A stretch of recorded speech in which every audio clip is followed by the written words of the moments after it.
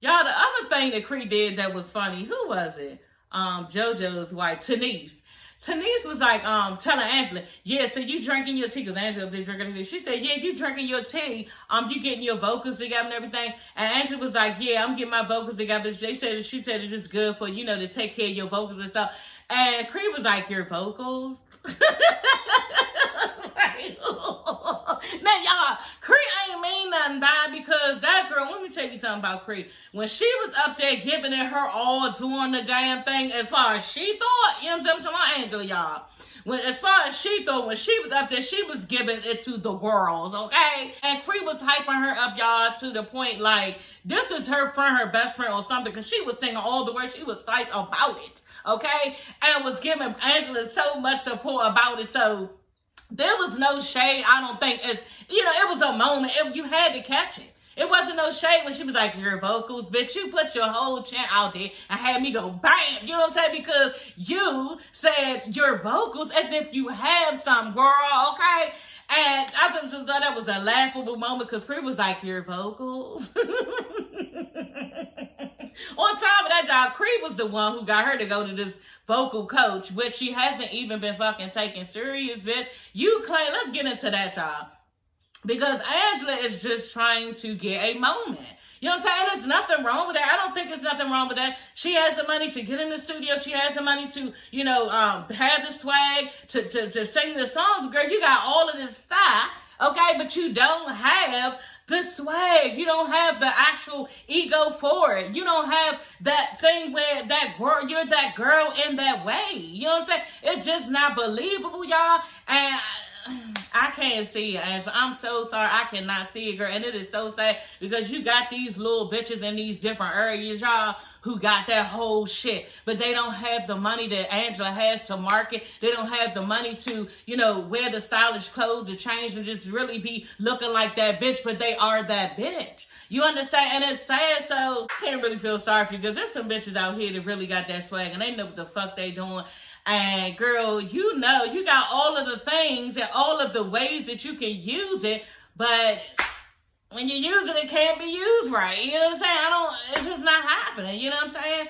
The rap ain't rapping for you. It's just not, and she needs to give it up. I think she needs to give it up. Angela is so stuck on, I just want to be, y'all know how you up there listening to your music, you getting ready, you feeling yourself, girl, you just having the time of your life, and you singing somebody else raps, and you feeling like that girl. So she's thinking she can be that actual girl, and she can have everybody, like she said, on the boat, you know what I'm saying, we on the yacht, you understand, we getting dressed, you know what I'm saying, we about to go out, she thinking in her mind, yeah, I can do all of the things, y'all, because her little rap that she said, it wasn't all that bad, y'all. I actually wrote down some of the things that this girl said, and yeah, it was about that life. It really was. But it's just not believable, because you don't have any rhythm and you're not that type of girl. You understand? So what did it say, y'all? I gotta show y'all what it said. Like, for real, like, what's she saying? Let me put the lyrics. I gotta show y'all the lyrics, because the shit was popping. It was popping.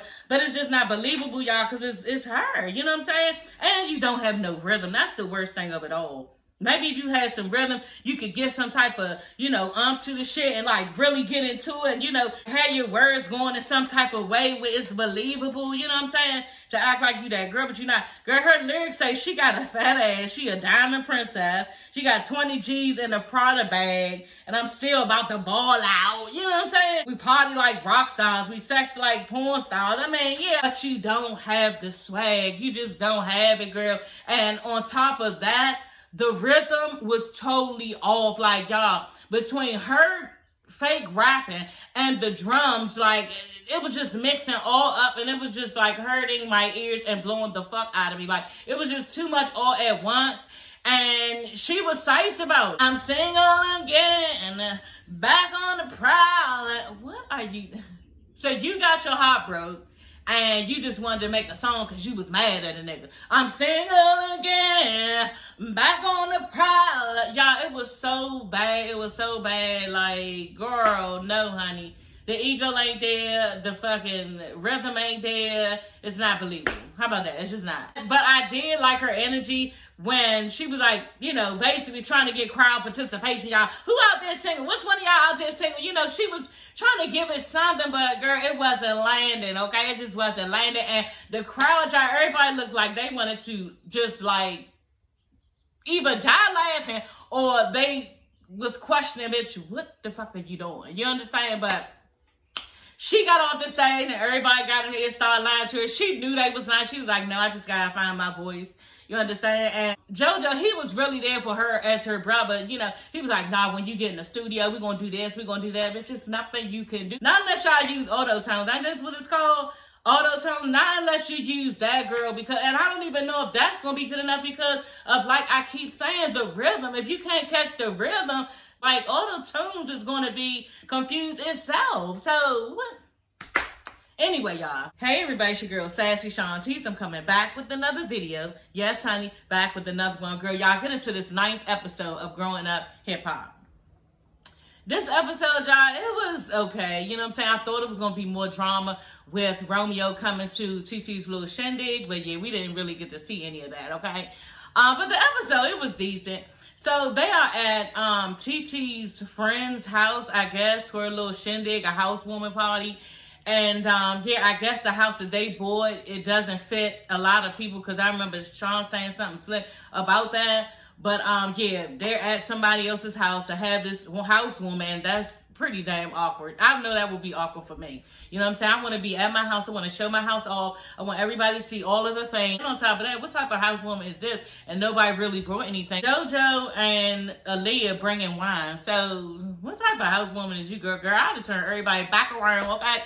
Where is your girl? Because that's what a housewoman is about, girl. Giving me some of the things that goes into my new humble abode, okay? So anyway, everybody's sitting there. And, yeah, they're talking about, the girls are sitting there, they're talking about how, their pregnancies went, you know, so we're not going to get into it, y'all. That's a whole nother video for me because I was sick as a dog with my second child, which was a girl, you know, so they were discussing that. Sequoia walks up.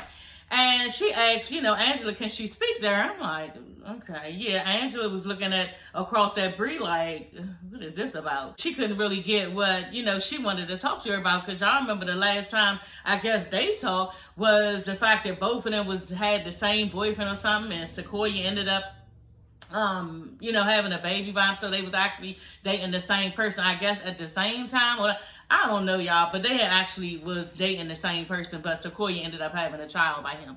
Situation got messy. CREE got into it. Sequoia and CREE had a big old argument, dispute about it. I didn't see those episodes, so I don't really know how Angela went, how she carried the situation. Because it did look like to Angela, it was water under the bridge and the shit had already passed. So why are we, you know, having this discussion? I don't understand. Sequoia just tells you know, I just wanted to clear the air, you know, make sure that we're good because it's a lot of he say, she say stuff. And yeah, I don't know where that puts up.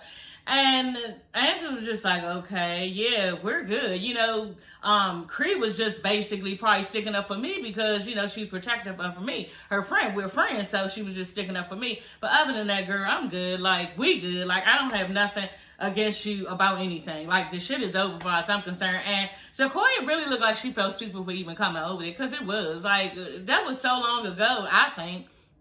And to be honest, why are you sitting up here approaching me about somebody that neither one of us is with at this point? So Angela probably thought this shit was stupid. So she's dating that new guy and everything. He's a rapper guy, I forgot his name. And he sang that real cool song with Nicki Minaj. Forget that. Back it up. Hey, fuck it up. That Jane, she fuck with him. And then on top of that, y'all know he said her name in that song. So I thought that was cute. So she with him, she could give two fucks about your baby father, okay, girl? Because he's not tripping off you even, Sequoia, okay? So why are you even giving him the time of the day on this show? I think y'all, Sequoia don't really have a storyline. Because you done went from your mother bitch to now you over there, Angela. Like, what the fuck is really going on? Like, you don't have to be the center of attention. Bitch, just sit back and let the shit happen. You know what I'm saying? Or let us know what's really going on in your life, girl. So anyway, y'all, Romeo comes, you know, and as soon as he walks in, he's looking all stupid. I was just like, girl, like, you just awkward as hell. Anyway, he walks in with her, and everybody's mouth has dropped, okay? Like, literally. I saw TT and Aaliyah's mouth drop wide open. Like, everybody was shocked. They haven't seen him in 3 to 4 years, I think they were saying.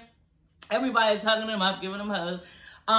Yeah, Angela just walks right over. You know, you could tell that the producers probably was like, go ahead, bitch. You know what I'm saying? This is it. This is the scene that we need to capture. So she walked over to him. She looked real uncomfortable, you know.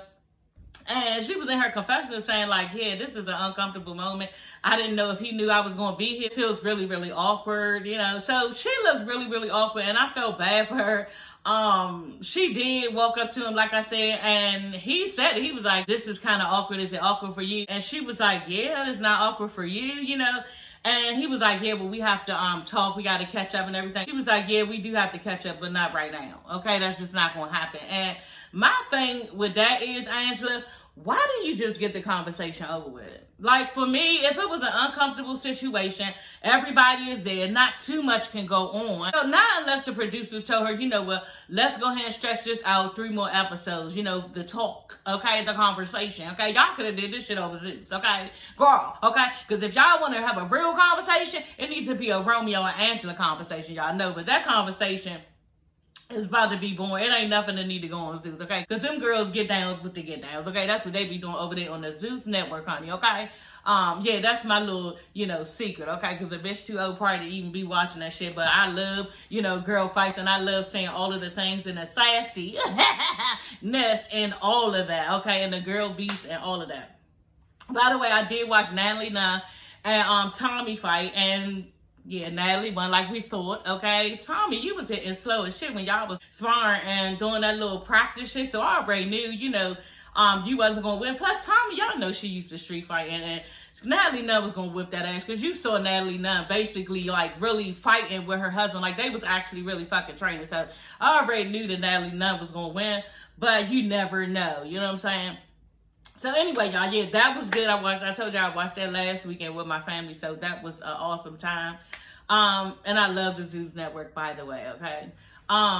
Yeah, so y'all, let's just move it on. She did mention in her confessional, the last time she tried to have a conversation with him was at his little shindig, okay? And yeah, she was about to give him the business, and you know, he didn't really want it. So she's still salty from that because he would not talk to her then at his party about all of the things that he had said about her being on social media, basically saying that she was looking like a hoe on social media. You know, so when she tried to approach him about it, then he really wasn't trying to have a conversation, but she was talking all over Sound Girl to my sister Vanessa and everybody else about me, you know, the cast members too, but you would not say it to me. So she really not trying to hear anything he has to say, and from that standpoint, I can totally understand. At the same time, y'all, JoJo is talking to Eric, and he's telling him, you know, basically we need to have a conversation, him and Romeo, because he feels some type of way about, like, when he went to go to back for his sister, and Master P and other people along with Romeo had started badmouthing him, basically clowning him for taking up for his sister. He doesn't understand the job because he's thinking, yeah, Master P and Romeo are smart enough to know that if you come from somebody's sister, her brother is right there to follow. So he was real bummed out about that.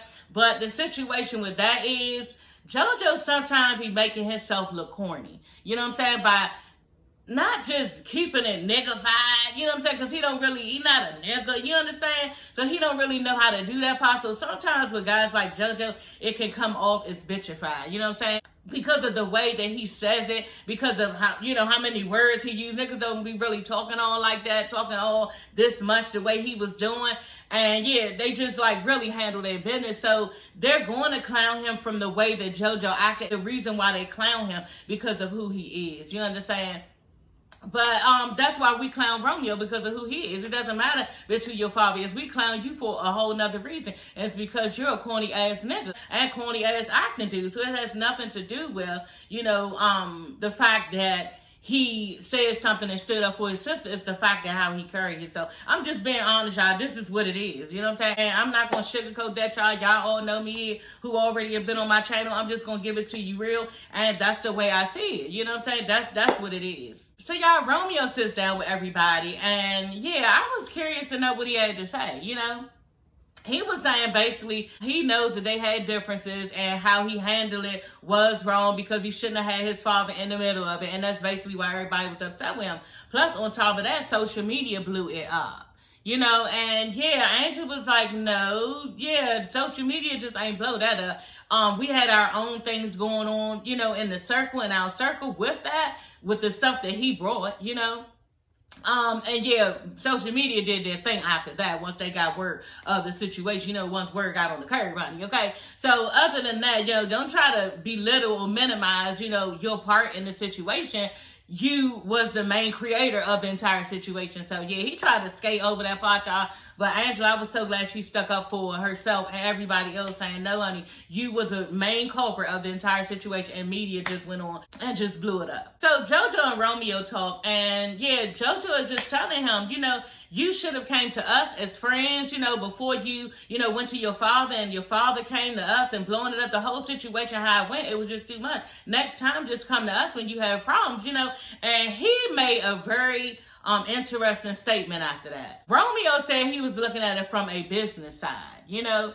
And we all know, I don't know if y'all know, but I know that came from Master P. That came from Master P. Y'all know Master P is a money machine. He is a businessman. He is a workaholic, a grindaholic. He was selling CDs out of his trunk to get started, you know, going from city to city in a motherfucking car, coming from the hood. Like, he is the definition of, yeah, I'm gonna get this bag, you know. And I think that at that time, when Romeo was on that show, you know, he was trying to sell Romeo like the cast members are just a bag. You know what I'm saying? They are just to be treated like robots and don't take anybody serious because you are the main character on here. On top of that, because you are my son. You know what I'm saying? So this is a business venture, okay? And this is a business opportunity for you, son. So yeah, don't think you can go and making friends with none of these motherfuckers. These are people who you are making money with.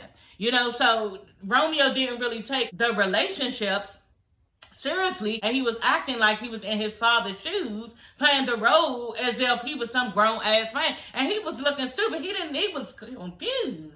You know, you could tell back then he was really confused. He didn't know what to say or do. Like, he really, really liked Angela. He was like geeking over her. You know what I'm saying? And it just seemed like back then, he didn't know really his place to be because he was being groomed by his father, Master P. And so now that I'm saying this, y'all, I really feel sad for him. You know, I really feel sad for him because he ended up losing his friends on the show. Like he said, me and the Simmons, out of all people, I went to everybody else with the issues that I had, and I did not go to the Simmons, the people that I was most closest to. Y'all can see the Simmons, they cool. They ain't got no shit with them. You know what I'm saying? So I think that he lost the chance of very good friends, and possibly maybe something was going to come out with him and Angela. Maybe they would start dating or something. I very seriously doubt that. You know, but at the end of the day, at the very minimum, actually at the most, you have the Simmons as friends. You know what I'm saying? And I just think that his father assisted in tarnishing that, and now he's in a rough situation. But JoJo did say at the end,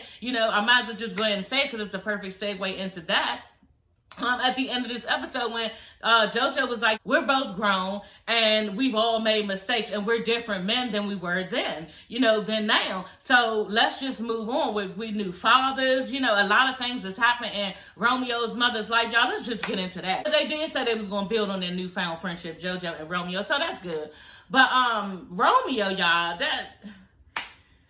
you know, I'm not here to try to put any word out on anybody's mother, but I don't know, y'all. Did y'all hear anything about Romeo's mother being on some type of substance, having a substance abuse problem? Because, yeah, when he walked into that house to see his mother, when I saw her and her voice and the way that she, you know, could potentially be, it just looked like to me that she used to be on some type of drug.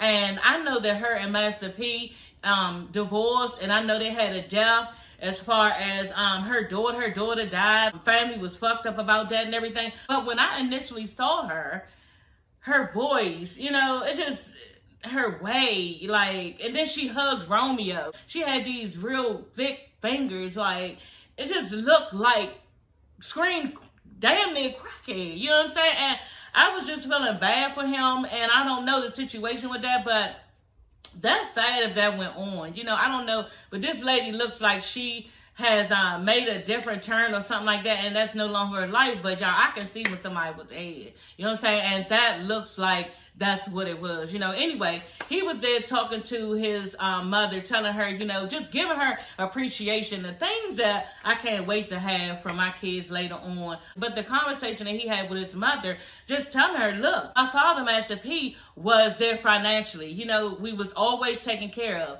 But you were always there for love and support, and that's what you did for us. And I just want to commend you on the support that you gave and how much of a wonderful mother you was. I said, oh my God.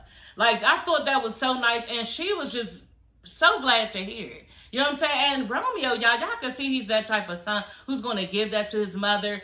He was very proud to tell her that. He hugged her several times doing that. He was very affectionate. Told her to get up. Today's our day. We're going out. We're going to have this is giving me chills, y'all, even talking about it now. You know what I'm saying? But he was telling her, you know, I really love you, and I don't say it enough, and I want to show you. And he told her to get up. He held her hand. They walked to the door, and he was like, yeah, we're going to have a good time today. You know, and he was very excited, y'all, to be with his mother in the moment. You know, and sometimes we got to take these type of moments, you know, with our kids and just say, hey, you know, I just want to be around you right now, and I want to tell you how much I love you, because we don't know what tomorrow brings. You know what I'm saying?